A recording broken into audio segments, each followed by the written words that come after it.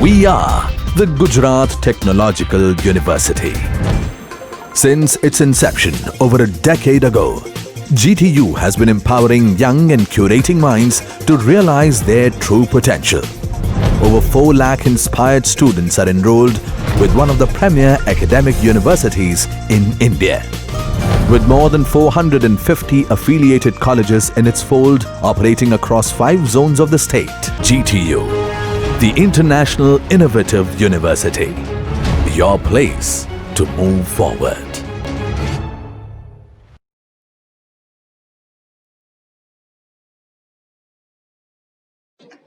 Hi all, hope you all are doing good and you all are safe. Today's we are going to discuss the chapter number 14, data preparation and description. So first we are going to discuss which is of the data preparation. So data preparation is very important step. If we are having the appropriate data, then we can able to get the proper result. So data preparation after designing the research methodology and before data analysis, we need to prepare the data for the data analysis. That I have already told you. If we are having the appropriate data, if we are having a proper data, then we can able to get the better result. So this step is very important step. First, we are going to discuss about the data preparation process. So here these are the steps of data preparation process. First is prepare the preliminary plan of data analysis, then check questionnaire, then edit, code, transcribe, clean data, adjust the data, select the data analysis strategy. Next, we are going to discuss in detail each and every steps. So first we will start with the check questionnaire. Questionnaire written from the field. We need to check whether the questionnaire is appropriate or not. We need to check whether the respondent has tick mark all the questions or not. Again, we need to check whether returned questionnaire is having all the pages or not. So here we need to check the following things after the questionnaire is written from the field. First, we need to check parts of the questionnaire may be incomplete. Maybe it is possible the respondent has not attempted or not tick mark all the questions. So we need to check whether the respondent has tick mark or given the response of the all the questions or not. Second, we need to check the pattern of responses may indicate that the respondent did not understand or follow the instructions. Maybe it is possible we have mentioned कि if you are having ICICI Bank account then you need to attempt the following questions. Customer has tick mark, they do not have a ICICI Bank account even though they have filled up all the questions. So this is come under the respondent is not able to understand the instructions. The responses show the little variance. Maybe it is possible respondent has not read the questionnaire and only tick mark for all the questions they have tick mark on the 3, or for all the questions they have tick mark on the positive sides which is of 4 or 5. One or more pages are missing. Maybe it is possible the questionnaire is of the 5 page but the returned questionnaire is having only 3 pages. So this is come under the one or more pages are the missing. The questionnaire is received after the pre-established cutoff date. Respondent has decided the cutoff date if questionnaire which is received before 30th April is valid, but the questionnaire which is received after 30th April which is not the valid questionnaire. The questionnaire is answered by someone who does not qualify for the participant. So in this case, the respondent is only valid respondent is only male, but the questionnaire which is filled up by the female. So this is not a valid questionnaire. So whatever the questionnaire which is returned from the field, we need to check all those things, that we need to check whether respondent has attempted all the questions. We need to check whether respondent is able to understand the instruction and follow the instructions. We need to understand whether all the pages are there or not. Again we need to check whether it is response which is given by the proper respondent or the valid respondent or not. This is a part of the questionnaire checking process. Next we are going to discuss, we are going to edit the questionnaire. Whatever the question, let's say for example, whatever the questionnaire which is returned from the field, and if it is not proper or if it is incomplete, we are going to edit those questionnaires. So here there are some methods for the editing of the questionnaire which is mentioned. First method is that returning to the field, means questionnaire with the unsatisfactory response may be returned to the field.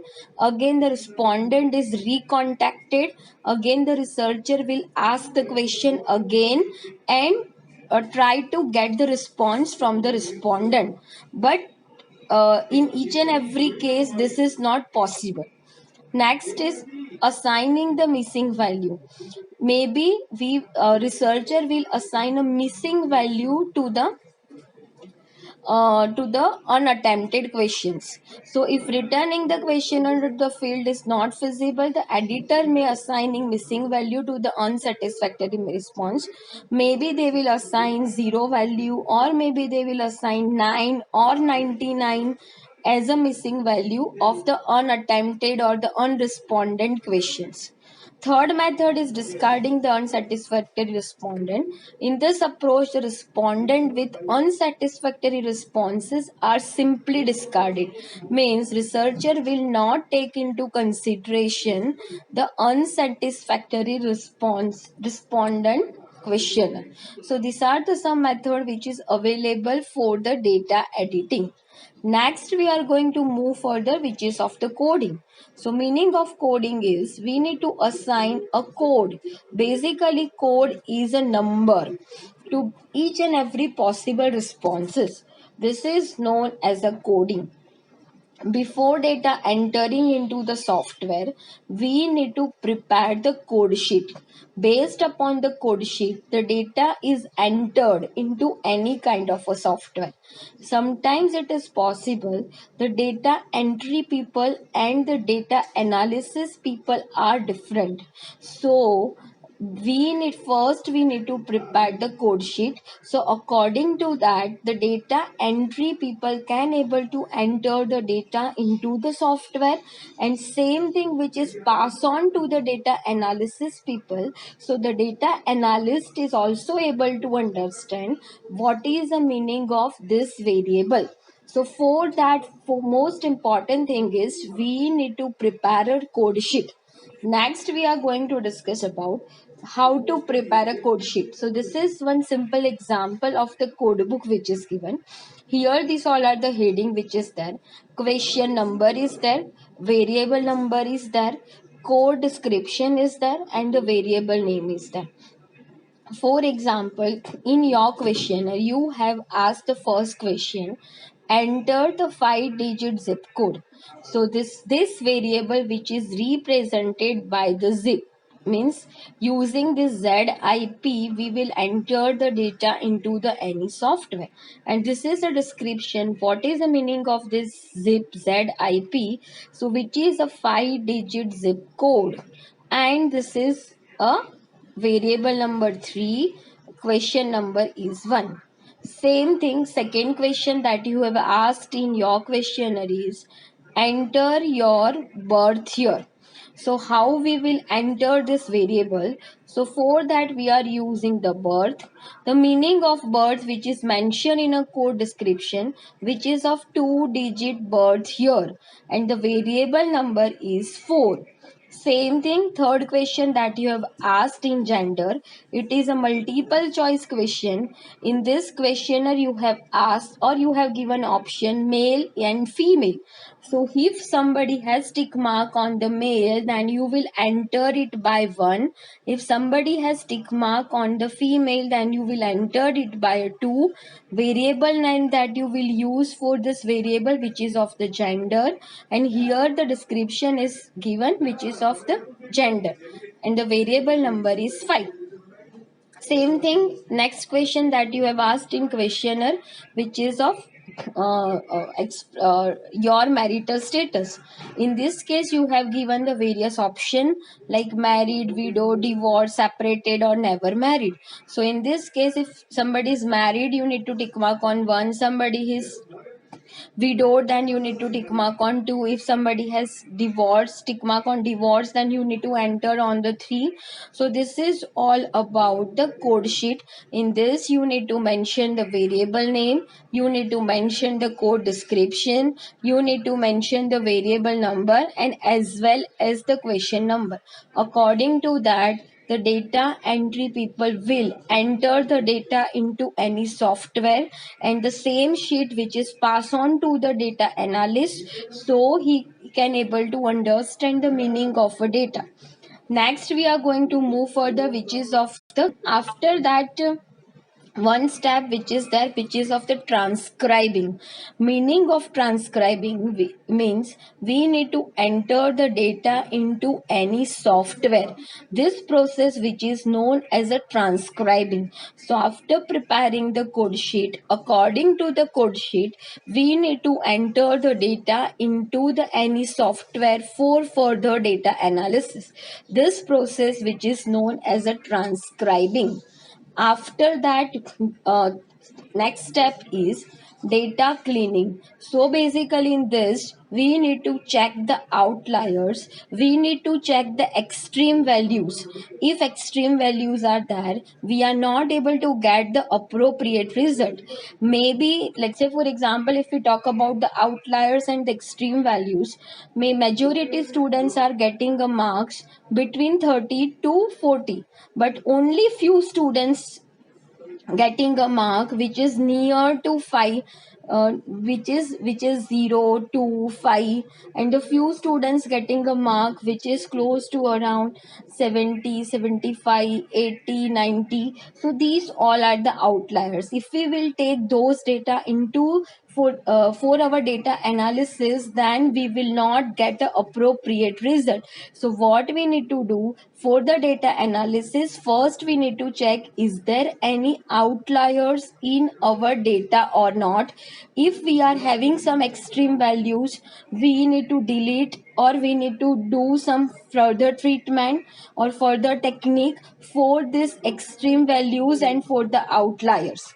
So first we need to check is there any outliers or is there any extreme values in our result, in our data or not. After that, if we are having the treatment for missing response, first is substitute a neutral value. So if we talk about a neutral value, so what we are going to do, if for the missing value we are going to assign the neutral value which is of the 3, right? Next we are going to discuss about the substitute and imputed response. If we talk about the imputed responses, the respondent's pattern of responses to other questions are used to impute or calculate a suitable response to the missing questions. Means based upon the respondent pattern, means if respondent has given the positive answer to the other questions, so for unattempted questions, we will tick mark or we will put the positive answer. If for other questions, if respondent has given the negative answers, so for the unattempted questions, we will give the negative answer. So here we are going to take the pattern of the response of the respondent, and based upon that, we try to give the response of unattempted questions. Next is the case-wise deletion. Cases of respondent with any missing responses are discarded from the analysis. Means if data is not appropriate, then we will delete these responses. We will not take into consideration for data analysis. So these are the some treatment for the missing responses. Next step is statistically adjusting the data weighting. So in this case, basically the some data is important compared to the other data. So according to the importance of the data, we will assign some weight to those particular data.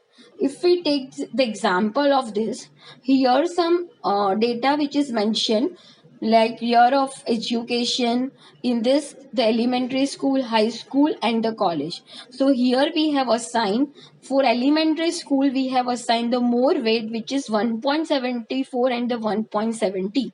So basically, compared to the high school and the college, the elementary school has given a more weightage, right? Compared to the college, the high school has given a more weightage.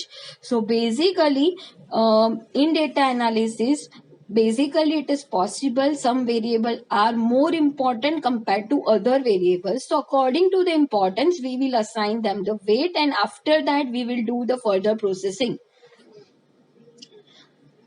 Another is scale transformation and the standardization. Maybe it is possible, let's say for example, we have asked in questionnaire, what is your income? So it is an open-ended question, and it is that we can say that it is a ratio scale data. So maybe somebody fill up 50,000, somebody has given answer 20,000, 25,000, somebody has given answer like 30,000. So that we can say that it is a ratio scale data. But maybe it is possible कि for data analysis we need to convert those data into the nominal data or the ordinal data. So this is come under the scale transformation. So if we are having a data on a ratio scale, like it is open ended, income, somebody has mentioned 20, somebody has mentioned 30, somebody has mentioned 35, somebody has 40,000. So this is the ratio scale data. If I want to convert it into the nominal scale data, so I can able to convert this ratio scale data into the categorical data, like income is 0 to 25,000, 25,000 to 50,000, 50,000 to 75,000, and greater than 1 lakh. So here I have converted the ratio scale data into the nominal scale. So using that you can able to transform your scale also. If we talk about, basically if we talk about the data analysis, then basically two type of technique which is there. First technique is univariate technique, and second technique which is of the multivariate technique. If we talk about univariate, uni means one. When we are having only one variable for the analysis, then this technique which is known as a univariate technique. Only I want to understand sales, or I want to understand the profit, or I want to understand the income. These all are the univariate, because here I want to understand, or I want to do the data analysis for only one variable, which is of sales or profit or income. Then this is known as a univariate technique. Further, the univariate technique is classified into two. One is metric and second one is a non-numeric data. If we talk about the metric data, then data is on interval scale and ratio scale, which is known as a metric data. So if you are having any data which is on interval scale, which is on ratio scale, then this data which is known as a metric data. If you are having any data which is on nominal scale, which is on ordinal scale, then this type of data which is known as a non-numeric data. If you are having the metric data, so for metric data, we can able to use a various techniques like one sample, two sample, independent and related. And if we are having the non-numeric data, for that we can use the various techniques like frequency, chi-square run, ANOVA, and other techniques. So that we will discuss further in next chapter.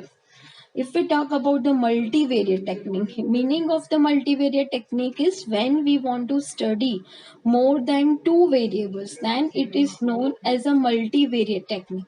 For example, if I want to understand the relation between two variables, then it is known as a multivariate technique. So uni means only one variable, multi means if we want to study the relation between two variable, if we want to study the association between two or more than two variables, then this is known as a multivariate technique. So thank you so much.